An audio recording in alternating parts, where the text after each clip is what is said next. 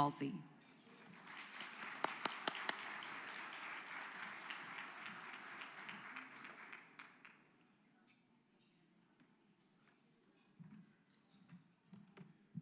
Well, good afternoon, everybody. Kolamasi and Wado, to Principal Chief, First Lady, and of course my dear friend Kim Teehee for allowing me to be here today.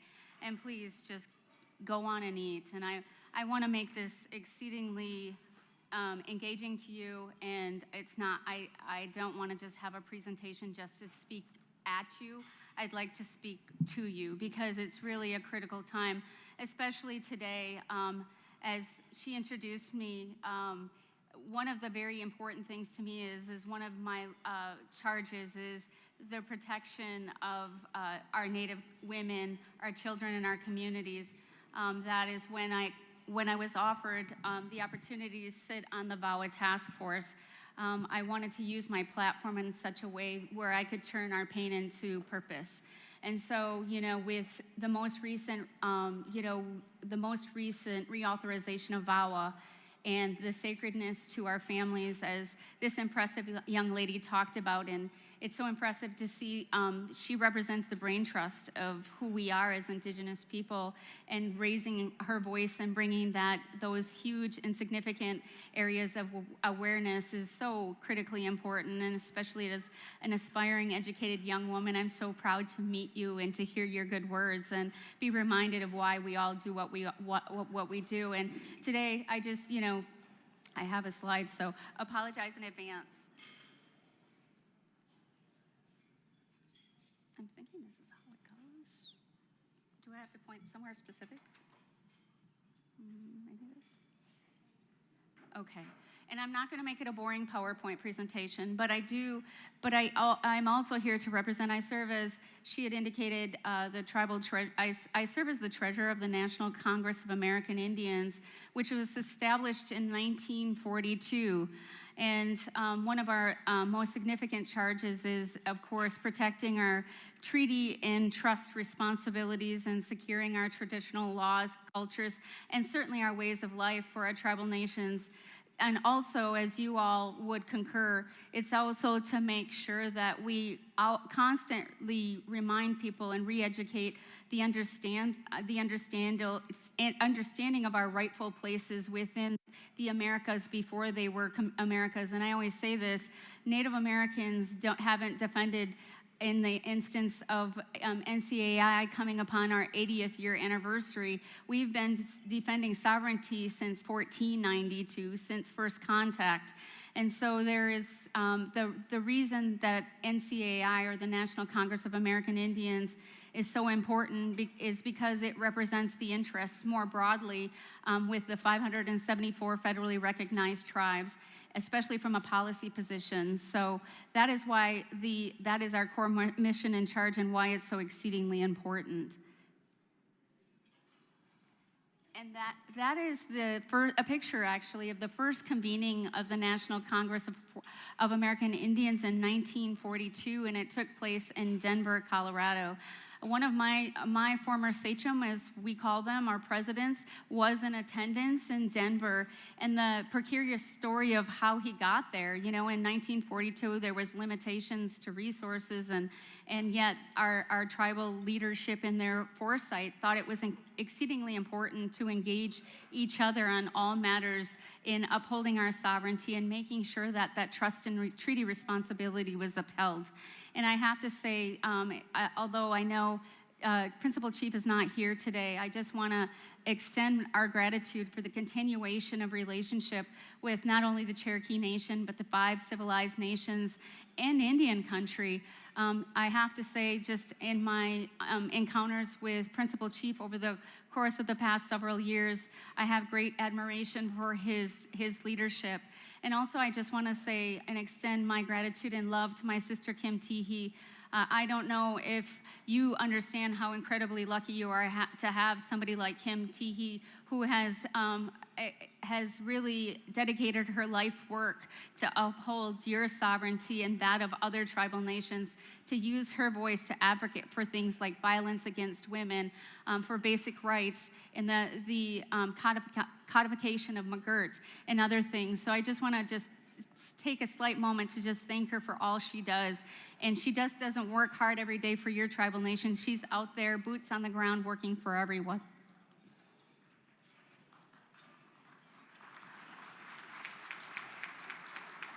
So I was going to give you this boring update, and I'm just gonna go over it. But what I will say is some of because NCAI is a policy group, and we advocate, it's critically important. And under this administration, there's been a lot of really significant appointments in DC, and representation truly matters. You know, from last month, from Patricia Kunesh, you know, and of course, Chief Lynn Malerba in Treasury, but there have been a lot of significant appointments, but I can't sit here and say one of the most significant appointments that is pressing and urgent is really the appointment of your Cherokee delegate, Kim Teehee. And the reason I say that is because, you know, even though Congress has a responsibility, a plenary responsibility, we need to give voice to those issues, and no one is more qualified. And I just want to say, Stockbridge-Munsee, my tribe, was the first tribe to resolution and support Cherokee Nation in their delegation of Kim Teehee, because we believe that strongly in her support, because we need those voices. And I just want to say, also one of the charges of NCAI is civic engagement. And I know you're thinking, well, what does that have to do with why we're here? But it does, because representation truly matters in terms of how that looks. From tribal elections to state elections to federal elections, because we have to have broad representation to make sure that our voices are heard and represented. And I just wanted to take a moment to talk about that. I'm going to skip this. Sorry, close your eyes, because we're going to skip some of this stuff, because I want to spend some time around.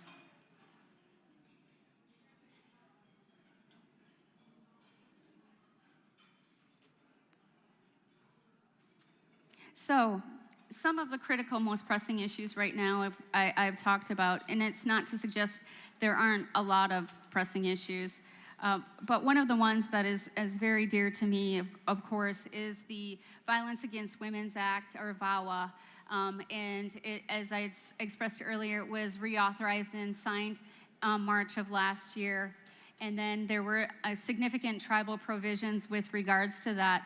And for those of you that are not very familiar with that, there was Vermont and Alaska that had no protections, and the lower 488 that did, they were very limited. So it was significant, and it was a labor of love, because before the reauthorization, it had been, you know, a long time coming. And why that's so significant is, you know, when you talk about protections of women, and when you just condense it and you think about the importance of that, think about that. So it really was perpetuating on-reservation violence, and there was no tool or mechanism to actually adjudicate. And so it was very significant. But the other reason about the inflection of VAWA and its reauthorization is the fact that, you know, there's an invisibility behind who we are as Indigenous people. You know, it's really funny to me how many people don't even see us as a modern-day 21st century peoples. You know, there's the erasure issue that inflects that. And, you know, and just to put it in perspective with regards to the impact of violence against women, because as I had said earlier, this month is Domestic Violence Awareness Month, and on May 5th and beginning May 1st is our National Week of Action for our relative call to action. And I had the pleasure of meeting Becky, and she gave me some thoughtful advice, you know, and she was sharing her experience, and she came from such a she touched my heart. She came from a position of strength, and she shared her story, and she talked about, you know, her experience and how certain things, when they're talked about, just triggered her, but she worked through and pushed through those things. And I think we all do that, because it would be safe to say that Becky's experience is not a unique experience. I would say that At every table today, either somebody has been a victim of violence or they know somebody who's been affected by violence. But the other part of it is the vindication or the adjudication looks much different. And Becky said she had reconciled that the assailant and the perpetrator that harmed her, she may never get justice for them.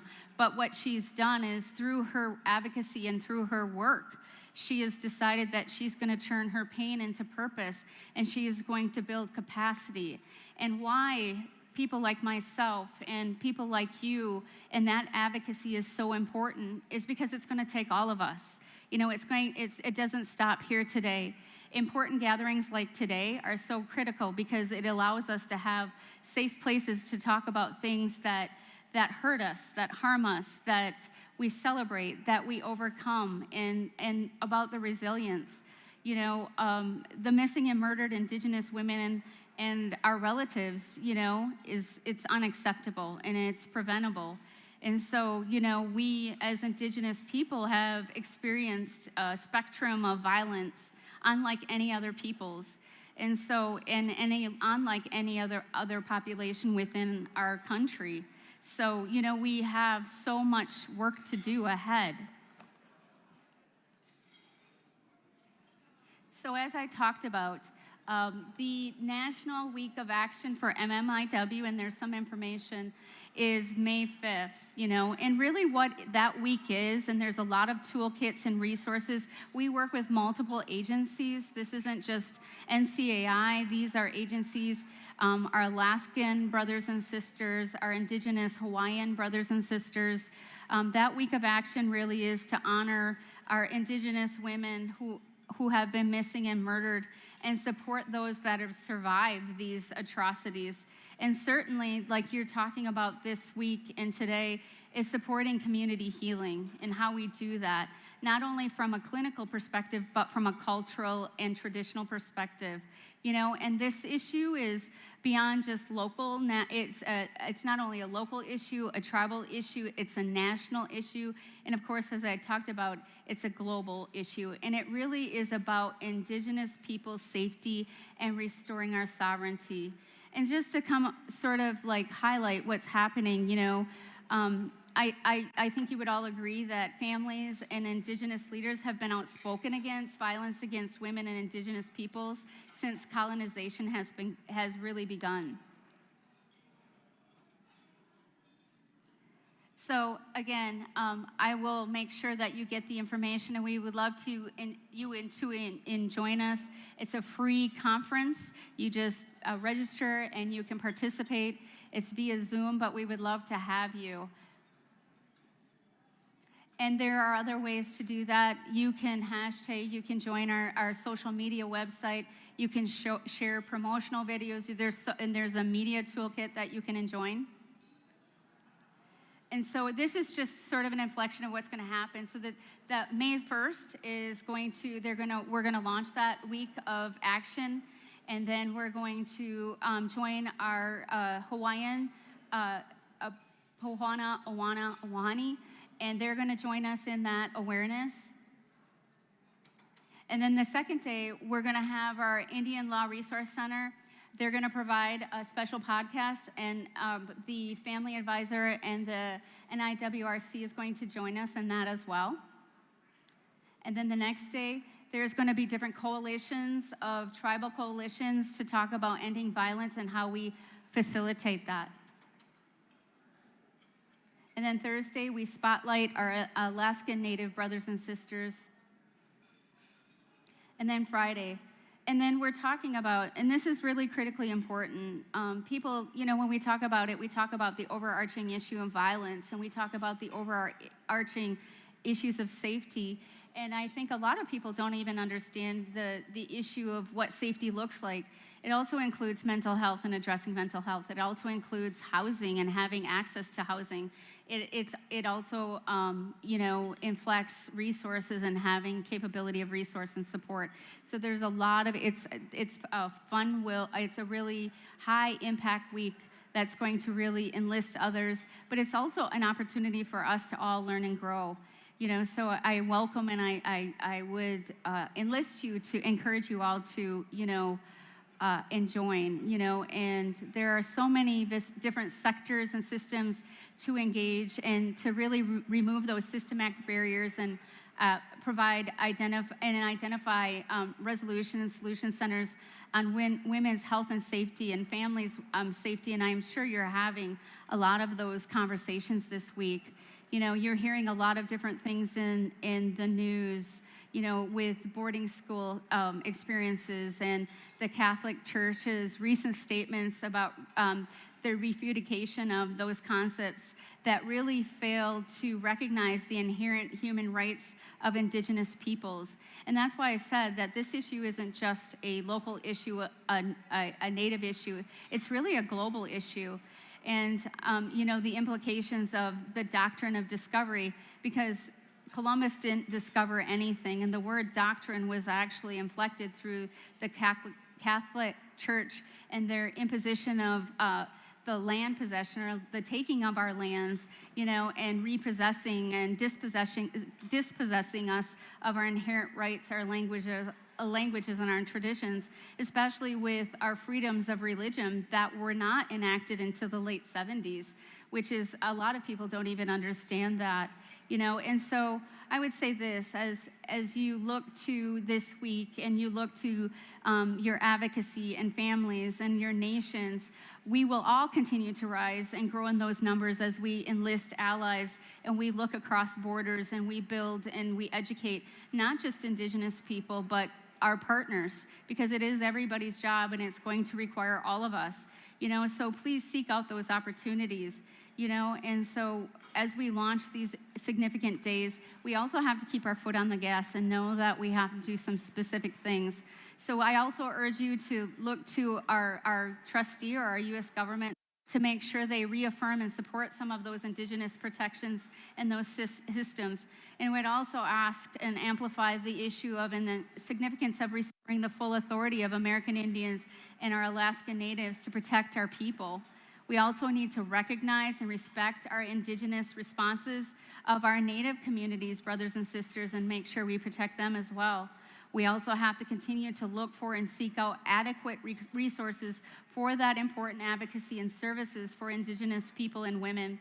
And also we have to look to ways to remove those systematic barriers that exist and advocate for those survivors that are continuing to face daily domestic violence and sexual assault of our people. And also I would look through that continuation of implementation through federal response. I know I'm in ground zero and I'm in Oklahoma, where there is a challenging situation with the relationship that you share with your state, but that doesn't mean that you can't change that narrative. And really what that means too is that where you find your voice and how you find your voice is through showing up at those polls and making sure that you engage civically, and you make sure that you enlist your local legislation. You make sure you demand what's rightfully yours. So when we look both at recognizing both land and Indigenous people and the sacredness of that, we make sure that they're connected, and they both require not only legislative fixes, but they also look to policy actions that protect you and everybody that's important to you. And really the pathway to safety and balance is through thriving for everyone, is really centered. And I know a lot of people don't understand this in our relationship. In my nation, we call Mother Earth, or we call her grandmother, the inherent relationship we have with her, and our matriarch. I come from a matriarchal society, and so women are sacred. Women are exceedingly sacred to us, as I'm sure they are to all of you. And I would just say that, making sure that you do everything you can do to look at that, and making sure you amplify your voices and advocate. I am so incredibly happy to be here, and I'm so incredibly happy to share some time and space with you. And I'm just honored to be here today.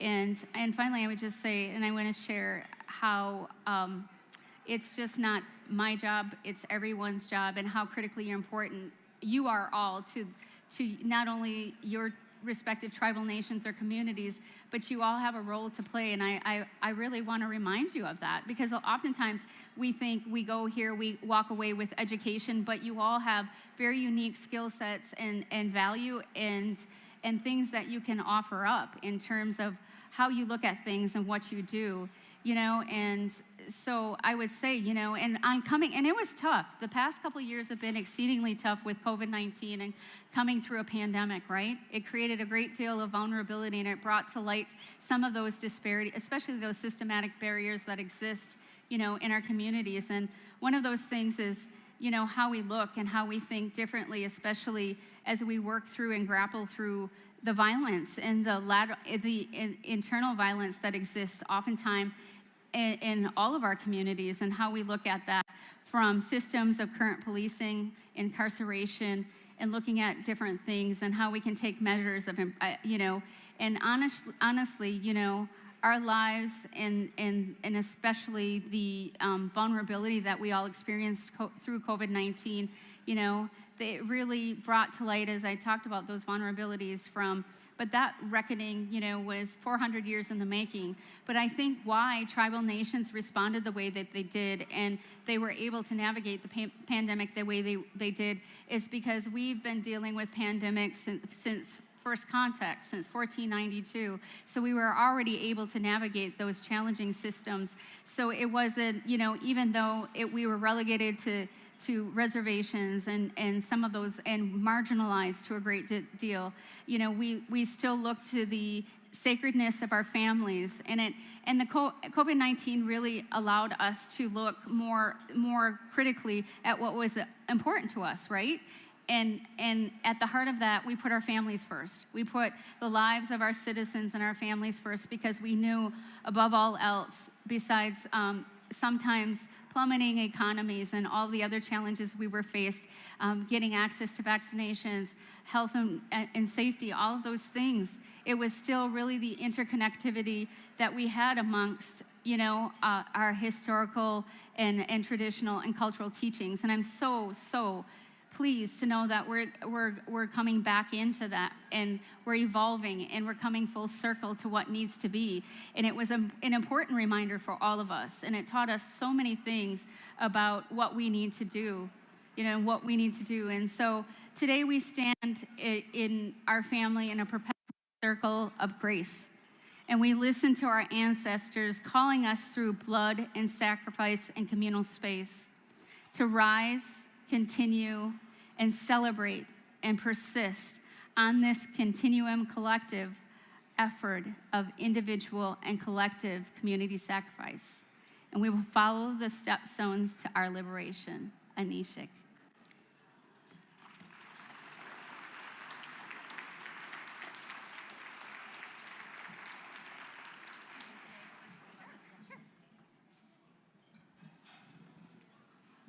Widow President Holsey, I've asked her to stay up here, and I would like to call the Cherokee Nation Delegate to Congress, Kim Teehee, and Ms. Cherokee. If you would both please come to the stage. We want to take a photo and present President Holsey with a gift.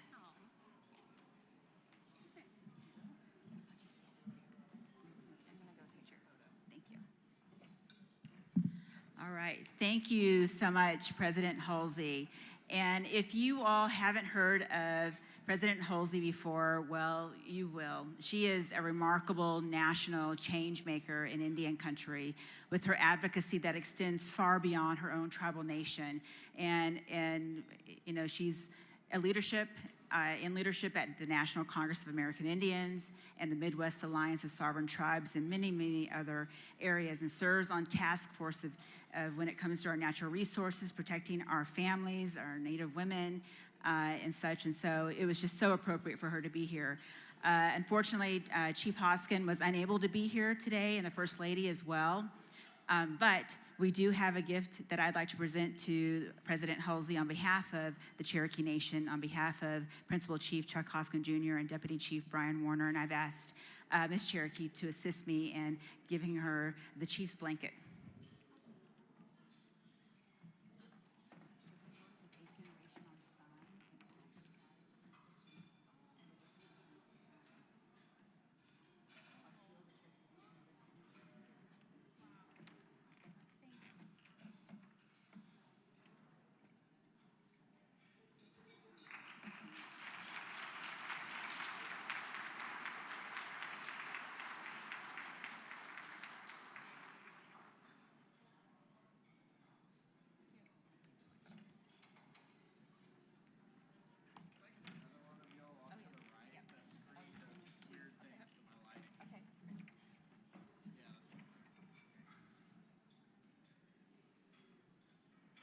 Thank you. Thank you so much. Thank you. Widow, what an honor to have you here.